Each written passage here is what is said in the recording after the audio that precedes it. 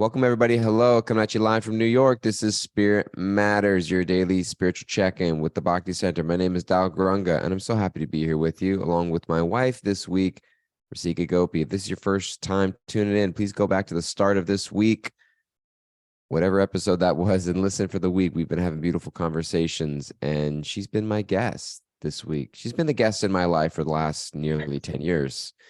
But specifically this week, she's been the guest on this podcast, and it's been a lot of fun. How are you doing? How has this week been for you? It flew by. I can't believe we're already at Friday. The conversations are all blurring together. Yeah, this is so sweet. I can see why you do it every morning and why everyone shows up live and or listens after. It's a really sweet connection. And that's what she says about our marriage in general. It's been time flies by. The conversations have been a blur, but overall, it's been very sweet. Oh, Martha God. says you need to come back soon, so it's up to you. I mean, I'm here every day. You know that. I would I'm here love every to come day. back. You can come back. You can totally come back. Yeah, I would love to come back, but let's see. You got so many people in the community to hear from. So many amazing Yeah, but people. not everybody's like, yes, I will come every day, Monday through Friday, 9 a.m. to 9:30 a.m. It's like, would you like to be Well, a it's guest easy on my for would me you like to because be you're a guest on already. would you like to be a guest on my podcast? Sure. Come every single day for a week. They're like, so This turned out to be less less hard of a commitment because I think I'm actually by way of you already conditioned to from 9 to 9:30 because I'm sitting next to you on the couch usually when you give it. So it's kind of like I already have the habit of it's showing up not at 9. actually that much of a commitment, right? It's kind of I actually Yeah, kind of like it because it's a it's really nice nine way. o'clock in the morning, and it kind of gives you like an anchor in your morning. Like, okay, it's not too early because at least Eastern time for us, like we can get some stuff done in the morning, a little routine, whatever it is that we need, and then 9 o'clock you got this little thing, and then you can have it right afterwards. You can kind of get your day started, so to speak. So it kind of keeps me anchored, and I really like it in that sense. Yeah, Which is I why I see that guess now. I totally see that. right. Mhm. All right. We've been talking this week. Yesterday, we had a great conversation about, we got kind of vulnerable. We're talking about anartas yesterday. Anartas.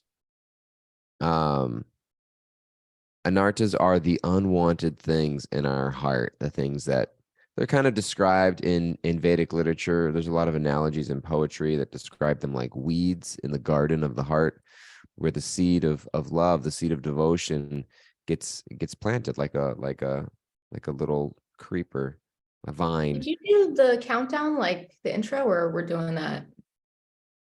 We I already did that. You did Yeah. that? Right, Oh, Kimberly? I don't know. I don't think you did it. I totally did. I said we're going live. Welcome, coming at you live from New York. This is Really? Dial, Spirit Matters. Oh, he People did? listen, people listening are like, what is going on? What am I in a twilight zone? For you listening, if you're listening right now, you're getting behind the scenes because we do this live. There's no editing. We don't do any editing. We don't do any going back and cut out parts. We just go. It's like one, sometimes like in movies, you have like a single shot scenes where it's like 5 minutes single shot. They just don't edit it. So we don't do editing here. And so every day I do a countdown. We're going live in 3, 2, 1. And then we go live. And then I say, welcome, everybody. This is Dayal. Hi. How are you? I asked how you're doing. I made the joke about our marriage. And, you know, you don't remember that? It was I like 3 totally minutes. missed that. It happened so It quickly. was 3 minutes ago. We're gonna look back. Oh my God, we have to do an instant replay and figure out I did a countdown. I if you didn't 100% count did a down. countdown. There's contention in the No, I comment section. 100% did it. Okay. People said you started, but no countdown. Yeah, you there was a sense of a start, but I didn't know if it was I didn't know if it was for just welcoming everyone or because the countdown did not happen for sure. But anyways, let's get into it. I think I totally did. This is like a meta episode Yeah. where listeners are getting an inside scoop into like people in the chat are saying I introduced but no countdown. I think I did a countdown. I'm gonna go back on the I recording think we need to see. start over. Let's do the countdown and go. Okay, we're going live in 3, 2, 1. Welcome. This is Spirit Matters. Hi. Well, this is all going in the episode. We're going in the episode.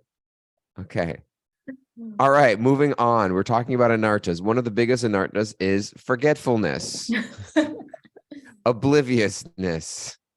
We're talking about anartas, the seeds. I was speaking about an analogy, and all of a sudden you're like, did we start? Are we doing this a real episode? Oh God. And so anartas in the heart. You were being very vulnerable yesterday, and you're talking about anger, and you're talking about how that because you voluntarily said there's one particular one that I'm struggling with, and I was like, spill it. And then you said you talked about anger, and anger is a big one, and there's a lot of other ones: enmity, envy, greed, lust. Not just lust in a sexual context, but just lust as like an untamed avarice for things that is almost uncontrollable that leads us down dark alleys. So there's a section. I was going to read this section yesterday. It's in a book called Japa by Burijan Prabhu. Japa is a meditation practice that involves the repetition of mantra.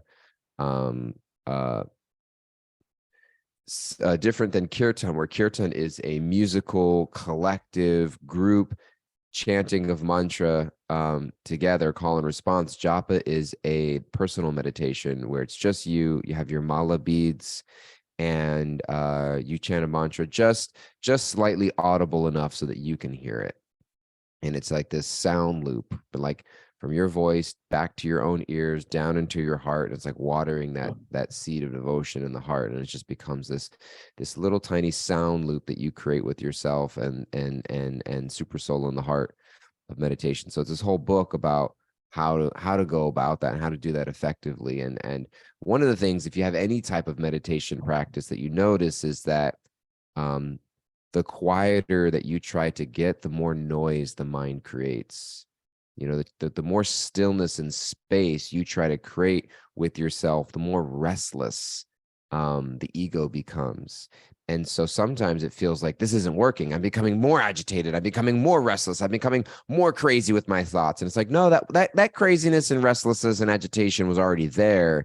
It's just masked by the continuous busyness of life. And it's not until you slow down that you realize what's really going on. It's like sometimes you have friends that are so busy, and it's not until they go on vacation that they get sick.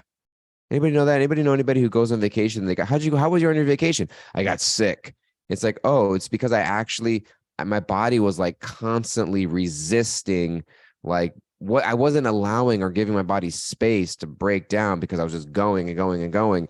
And then as soon as I took a break from my busy schedule and allowed myself to just, my body was like, finally, we are just detoxing and revolting, and you get sick. So it's kind of like that. It's not until you meditate that you realize how much of the chatter and how much of the restlessness that you're just avoiding through so much of your life. And so a lot of times when we meditate, it's like flipping the switch on in a dark room that's been like collecting dust and clutter for so long. And so he talks about that, where he says, many devotees, meaning those on the spiritual path, struggle with chanting meaning this recitation of mantra, this sound loop, this form of meditation, because before they can take shelter of Krishna's names, that's what you chant when you're in japa, you're chanting divine names, you're chanting names of the absolute truth. They have to travel through the desert of seeing the truth about themselves. Not the Mojave Desert, not the Sahara Desert, but the desert of the ego. That they have little sincerity and no taste, that the mind is uncontrolled and filled with our word of the day, anartas, and that they have no power to help themselves. Doesn't it sometimes seem like insurmountable, the ways in which we're trying to change? Like that yesterday, you had that beautiful version of the serenity prayer. God, grant me the serenity to accept the people I cannot change, the courage to change the one I can, and the wisdom to know that that one is me. So only person I have the power to change myself. But it's so interestingly because it's couched in the form of a prayer of God, please help me do this. So there's inherently the idea that I'm the only one who can change myself. And at the same time, I can't do it on my own. And so there's this partnering with the divine higher power and recognizing that some of the things, some of the mountains I'm trying to move in my heart are beyond my scope to do alone. And so there's this partnership with higher power, and therefore he says that we have no power to help ourselves. Okay. This stage is necessary because it convinces us that we have nothing to depend on except Krishna's holy name. Only when we understand this fact can we chant with a full heart. But it is not easy to cross that desert, and some devotees give up before they reach the other side. It helps us to understand that Krishna loves us. Anybody been thinking about giving up recently? Anybody in that give up stage? Like, I've given up. I'm listening to this podcast. Maybe it's one last little hope, but ultimately I've given up. I'm ready to give up. Sometimes we give up multiple times, and we give up multiple times a day and have to ungive up. Ungive up? Can we ungive up? Is that a word? Ungive up? Somebody told me that they would never want to play a game of Scrabble with me because I'm making up words. It helps to understand that Krishna loves us, and he is with us even when he appears he is not. Perhaps we wonder why Krishna should love us, but his love is completely natural, for he is the seed-giving father of every soul. He not only loves his devotees, but the devotees of his devotees are also dear to him. Whatever faults exist in us, great as they may be, are only coverings over our true selves, mere impositions on our actual nature. Can we trust Krishna's unswerving affection for us? Out of his affection, he steadfastly accompanies us as we transmigrate from body to body, from human to hog to worm to germ. Who but our dearest well-wisher would do that? And he goes on. It's a longer section, and it's more than I'll read. Otherwise, this will just become story time on the podcast where I'm reading. But I was just thinking about, like, yeah, I want to turn it over to you. I'm gonna stop speaking, but about the nature of, like, sometimes when we enter spiritual life, we actually come in contact with the desert of our ego. And it feels like a wasteland sometimes because we are coming in contact with the parts of ourselves that we've kept hidden behind the veil of the ego. And spiritual life sometimes feels like there was somebody, it was Mangalarti on Sunday, who gave me a really beautiful reference. She said that there are certain doors we open as we move along the spiritual path, and there are certain doors that open outward. And just like if you open a door outward, if you're not watching, yeah, I'd give you the visualization, but like a door that opens outward, you have to take a step backward in order to give space for that door to open and then pass through it. And so sometimes it feels like we're taking a step backward in spiritual life, but we're actually just making space and dealing with the things in our life that need to get dealt with in order for us to move forward and cross through that door. So I appreciated that the path forward in spiritual life sometimes is fraught with very dips and valleys and pitfalls, but ultimately we trust in Krishna's love and in the and our sincerity and our surrender can carry us forward. You bring up Mangalarti, and that makes me think she's somebody you should have on the podcast, but that makes me think of something that she said to me recently about how we all have thorns in our side. Maybe one in particular that we kind of walk with for long periods until we, shift our relationship to that thorn, from one of being like, why is this here, God? Why can't you remove it? To, reframing it and seeing how the thorn has been placed there by Krishna for us to address something and for it to lovingly, be removed in its own time. And, that comes through the lessons and comes through walking through different seasons of life. And I think we, when we do go through these dry spells, we resist it so much, or we wish it were different. Sometimes we miss the lessons that are there, the deeper lessons, that are sometimes like plain in sight, so simple as, just cultivating patience, or just cultivating humility. That's one of the very minute realizations I've had with japa, is like our meditation is really not about us. Our japa meditation has nothing to do, I mean, it does, but it's really, our meditation is for Krishna. And it's for that time to sit down and give our full absorption to Krishna through the sound vibration. And so even if, there is no taste, I know Ranath Swami once said that we still do our japa meditation because it's just gratitude for our guru, for our teachers, for Krishna himself. And that has nothing to do with, oh, I'm feeling so peaceful and zenned out, and like I'm becoming a master of the 9 gates, that's described in the 4th chapter. It's like, no, it's really all that effort. And sometimes that effort, when it's painful effort, and it's we're disciplining ourselves and pushing through and white knuckling it, which is our word of the week, or That's word our of the word month. for the week. We just got to white knuckle it. But like Krishna sees that sacrifice, and so it's really not about us. And then that's why there's so many devotees that are able to keep on keeping on, to stay with it. Circling back to the word of the week from the first day, you kind of have to get into that mindset of realizing this isn't for me. Because otherwise, it's easy to give up, because you're not getting that immediate kickback of feeling so peaceful and that inner satisfaction.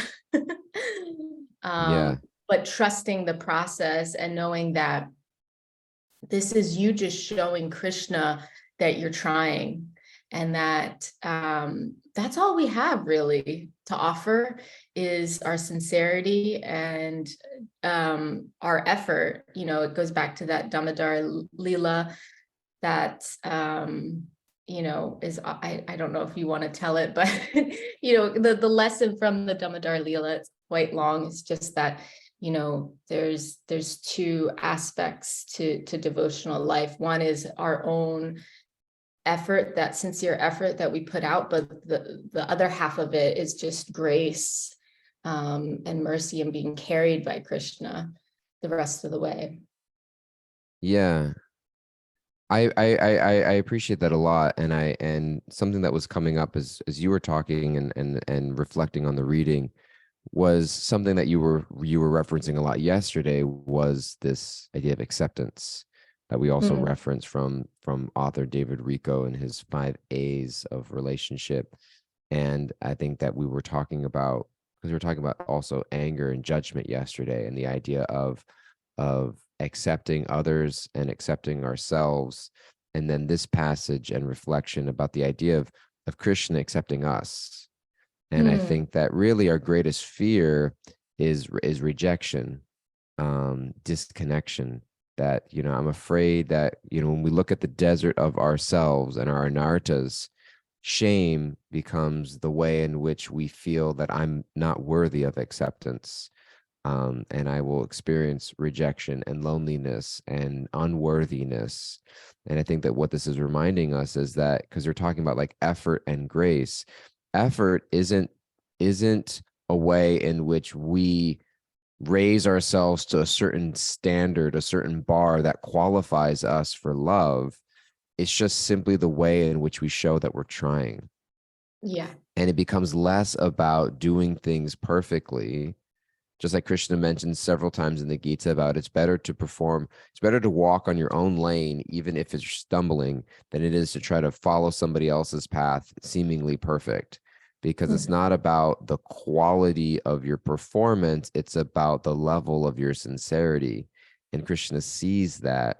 And sometimes, and that's why we can't judge by externals. And so even when we seem to be so quick to judge somebody else based off of their actions or behaviors or what they're doing to me, and et cetera, et cetera, et cetera, Compassion really extends when we see that everyone is actually genuinely doing the best they can with the faculties in which they have, with the conditioning in which they've developed, with the pains and their own traumas that are plaguing them. And Krishna accepts every single person because he looks beyond the anartas. He doesn't let the anartas define them. And I think that doesn't mean we don't see them. It's not like we don't see the faults in others, but I'm not looking for the faults in others. I'm not trying to magnify them, and I'm not defining other people by them. And I'm also not defining myself. And so I was just thinking of that word acceptance, which was coming up a lot yesterday. And, I feel is almost kind of like the theme of this here of like, do I really believe that Krishna accepts me? And do I accept myself in that? And if I genuinely feel that, it creates this washing over of why would I ever give up? Because I'm always accepted. Why would I give up if I know that I'm accepted? Yeah, we muck things up. We complicate things way more than it needs to be. And I'm the king mucker. What? I'm the king mucker. I'm a mucker. I muck it up. This key word, we have a lot of keywords apparently. But keywords. Can somebody Google, is muck a Scrabble word? Muck. You mucked it up. But acceptance, that's the word I'm focusing on right now, not muck it up or muck it up. You mucker. Acceptance, and that makes me think of that, famous verse that so many bhakti yogis hold near and dear to the heart in chapter 9, verse 26. If one offers me with love and devotion a leaf, a flower, fruit, or water, I will accept it. And it's like these most simple, basic things that anyone can do every day, multiple times a day. And the verse that comes after it is also all encompassing because it says in verse 27, whatever you do, whatever you eat, whatever you offer or give away, whatever austerities you perform, do that as an offering to me. And so and he's going to accept it. Krishna's already said very straightforwardly, like, just whatever it is in life, just offer it to me. Even those desert periods where you're struggling and, pushing through, like, he's accepting that. We might think like we're so far behind and is it even worth it because we're so distracted, or these desert seasons of our spiritual life can feel like, is it even worth it anymore? Am I really even a devotee on the bhakti path? I know I've been there. But Krishna, it doesn't matter because Krishna has already said that he's going to accept it, because that sincerity is a type of love and devotion. We don't see it like that. We don't judge it because, going back to the other day when we were talking about, like, we're trying to follow a path that's outlined spiritual perfection. So yes, pure love of God, prema, is the highest. And we're certainly not there yet, but there's stages that are outlined that gradually build up to that. And when we're in this process of sadhana bhakti, where we're regulating our activities and intentionally disciplining ourselves to have a daily meditation practice and spiritual study and show up for the podcast every day to take in spiritual truth, it's like all of that might seem like it's void of this deep, high, unconditional, pure love.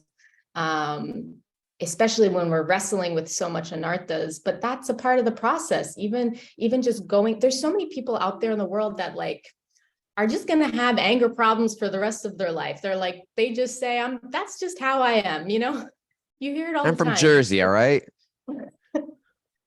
It's like, it's just, I'm not changing. It's my core nature, and people can get away with that or live their life. But for those of us that are really trying to evolve our consciousness and put in that effort, it's no easy feat.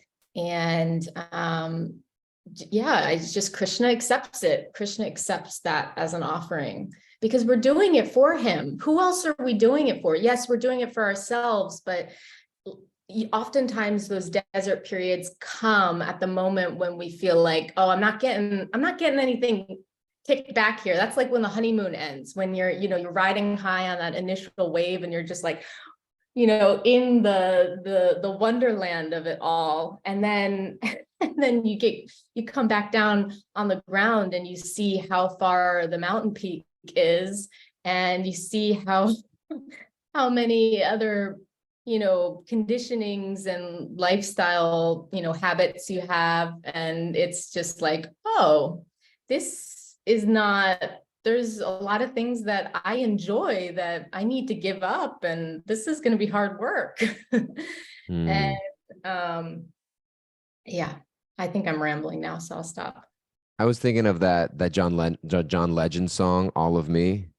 'Cause all of me loves all of you. Love your curves and all your edges, all your perfect imperfections. Give your all to me, I'll give my all to you, etc., etc., etc., etc. And I think that's what Krishna's saying. Krishna's saying that.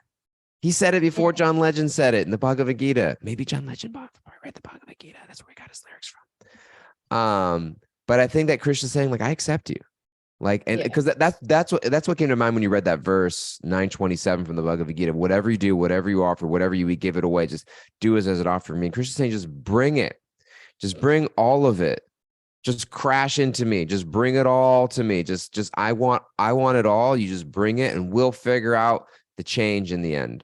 It'll all come out in the wash. And I'm just thinking, like, that is what Krishna is, this love with abandon, and just bring yourself. Like, don't worry about being imperfect. Don't worry about all the gunk that you see, all the secrets in your past, all of the conditionings that you have, all the faults that you're aware of that nobody knows, that you keep hidden in the dark. And it's like, Krishna's like, I want to bring all of that to the light, because I just want to show you how none of that has to be an obstacle that is insurmountable, that we can't deal with and work out together. And so there's do it, go for it. And really, it's like, so the only problem really is that we haven't accepted that in ourselves. And so somebody we dropped the mic. Give it up to Krishna, because if we haven't accepted it in ourselves, that means we're holding on to it for some counterintuitive backward way. Like, we feel like we need to work it out ourselves, but Krishna's like, no, it gets worked out by you just giving it to me. Like, accept it for yourself so you can pass it on to me. There you go, everybody. Start accepting yourselves, please. Stephanie, there's been a lot of beautiful chats. I'll read this one chat from Stephanie, and then we'll turn it over to Kimberly, who's going to wrap it up for us. But as soon as Stephanie, we had several other chats come in. So many of my struggles have come from simply not accepting what is. This is a huge lesson being learned, and as I'm able to accept what is, I'm smiling despite external circumstances, which is such a huge blessing and miracle coming directly from Krishna. Somebody else wrote, I get worn out being angry. Just give it up to Krishna. So much easier. Don't know why that seems hard sometimes when it's really the easiest thing to do. Our false ego tells us stories that makes us believe it's harder. Constant war within. Anyone relate? Laugh emoji. Somebody else wrote, Krishna literally cannot understand negativity or icky human stuff, so he eagerly asks for everyone to be handed to him. He sees everything as equal, neutral, and even good, so why not hand even the gloop up to him? He'll gobble it up. Give me a gloop. I want to gloop it up. I mean, if you think about it, even is that where we should end on the gloop? Okay, you make a point, and then we'll turn it over to Kimberly. Sorry, what? Thank you for joining us, everybody. Have a good evening and a good week, and goodbye. No, you were going to say something that I interrupted, so I'm giving you the floor. And then we're going to turn it over to Kimberly for our takeaways. Then we're going to have our closing word. Then we're going to make closing announcements. That's the script. Everybody who's listening in just gets the full exposure to how we run this show. Or how we don't run this show, or how they realize Yeah, that how it's really just it's really shooting from the hip every day. we're flying by the seat of our pants, which is pretty much how we've done our marriage. People wanted to know how all these relationship tips, and we're like, listen, just start running and keep going.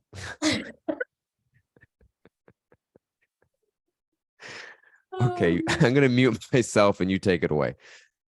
I think what I was going to end on, and it can be my last word of the day or takeaway, is, just also thinking about Krishna Lila, and all the past times when he, manifested himself or descended to this earthly realm, and just thinking of even the first demon that he killed, Putana, and how he literally like approached her as a little baby, and just as a baby was nursed by her, and then in the process he sucked her life airs from her milk, but he did it in such a loving manner and he then liberated her. And so just thinking about how like we're nowhere near like Putana level, but and so if Krishna can embrace even a demon and liberate a demon, and accept service from a demon, he's gonna certainly accept from us. That might have been a little out there, but that's what came to mind.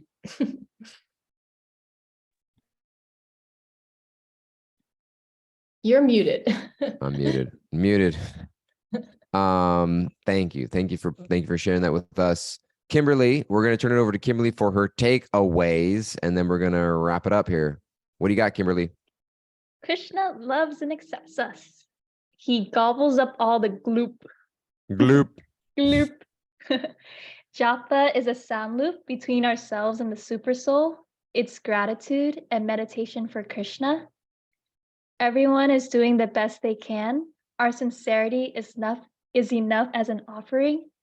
And we can only move the mountains with divine partnership. Boom. Thank you. Rasika, what's your closing word for today, this week? I think I already gave it with my little Krishna pastime I shared. That's your ending? Okay, she's done. For me, thank you. For me, I think I loved what you said so much about when I was sharing about Krishna is accepting us and believing that Krishna accepting us, and the challenge to believing that Krishna is accepting us is me accepting me, and starting there. And it's like a powerful question is like, what is it that I don't accept about myself? What is it that I'm not accepting about myself? And how can I start there and work there and work towards that? Like all of my fears of rejection, all of my frustrations of people misunderstanding me, all of my, whatever it might be, is just really stemming from a lack of self-acceptance and a lack of trust that Krishna accepts me. And if I have that, then I can move through life with a lot more confidence and ease and peace of mind. So that's what I'm taking away. Thank you so much. Thank you, everybody. Thank you a lot. Really appreciate all of you guys tremendously. I think that's a complete sentence. And we appreciate you. Please, please, please, if you would ever like to just share your thoughts, reflections, let us know that you're out there. Write to us at spiritmatters@bhakticenter.org. And please rate and review this podcast wherever you listen and don't listen. A lot of you have been rating 5-star reviews. We appreciate that, but please also write a review at Apple Podcasts. We'd love to hear your thoughts. I think that's all the announcements. Anything else? Any closing announcements? Well, I'll just say it was so great to be with you all these last 5 days, and I'll miss you all. And I'll certainly come back if you guys want me whenever. I'm right next to Doyle, sitting on a couch every morning anyway. So with Jiva. So happy to come back and have these incoherent rants. That's what we're good at. again. All right, guys. Thank you so much. Have a great weekend. We are off for the weekend, but we'll be back on Monday. We love being with you. Thank you so much. Have a wonderful, fantastic rest of your day and take care. Bye bye.